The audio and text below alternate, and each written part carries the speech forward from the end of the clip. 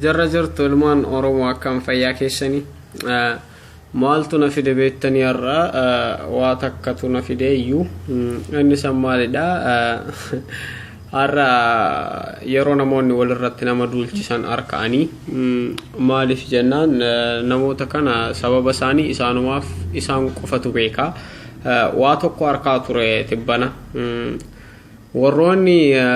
Kadir Kamartuu tibba kana jechuudha artisti Kadir Kamartuu akkana maqaan isaa jedhanii ofuma isaaniitti arrabsaa turanii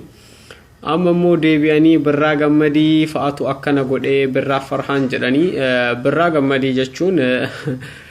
beekamaadha akka jarri wal beekanillee jechuudha Kadir Kamartuu waliin garuu an waa'ee namoota jara kana akkana gochaa jiru osoo hin taane an kana yaachisaa jiru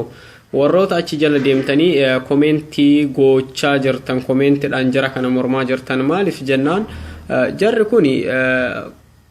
fuula isaanii dhoyfataniiti osoo eenyummaa isaa mul'isee maal jedhee namni kun kan gadi lakkisu ta'e rakkoon qabu silaa eenyummaan isaanii beekamaa dubbii jaarsatti himanii jaarsi fixa jechuudha maaliif bakkuma dhugaan jirtutti muran dhugamatu baha jechuu jaarsatti himan Kadiiriif Birraan haa wal himatan Kadiir akkana na godhe jedhee Birraan immoo hin goone jedhee amormatu gara dhugaan jirtu dhaqanii laalanii dubbii kana muran jechuudha Naa'ol Abbaa Firrisaa jechuun ani yoo feetan waan inni na erkaa ture mee viidiyoowwan waa'ee OMN irratti faa homaa kana na gubee akkanaan xiqqaadha mucaan kun aaree poostinaaf godha jedhee narratti erkaa ture fa'aan isinii erkuu danda'a jechuudha waa'ee isaa feetan ammallee immoo deebisee wanni achirra jechaa jiru silallee arsii irraa maaltu eeggamaa jechaa ture Naa'ol Abbaa Firrisaa komentii isaa irratti yoo arkitan jechuudha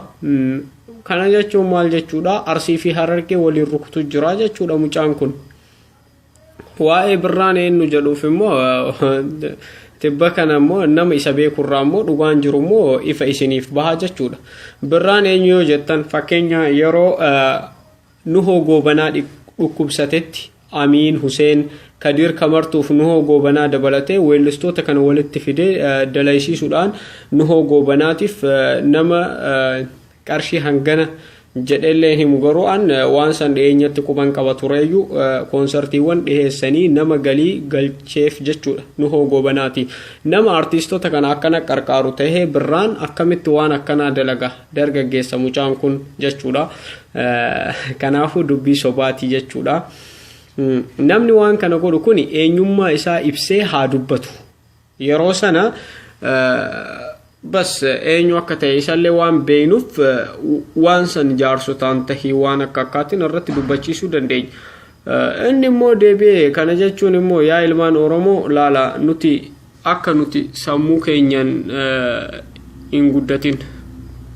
kana jechuun homa abbaan arge jedhee irratti deemnee comment like waan akka akkaatiin wal fennaa jechuudha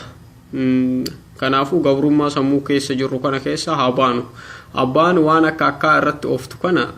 dhiisaa Facebook jechuun immoo namu mana keessa taa'ee waan fedhe dalaga waan fedhe mana keessa taa'ee namni waan akkanaa waan akkasii isaan jedhu takka illee hin jiru jechuudha gatii kanaaf yaa Oromoo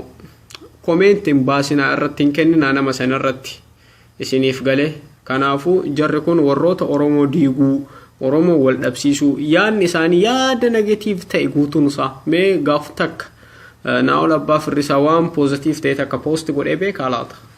kanaaf yaa ilmaan Oromoo please of eeggadhaa irratti bas komentiin kennina like godhina maal inni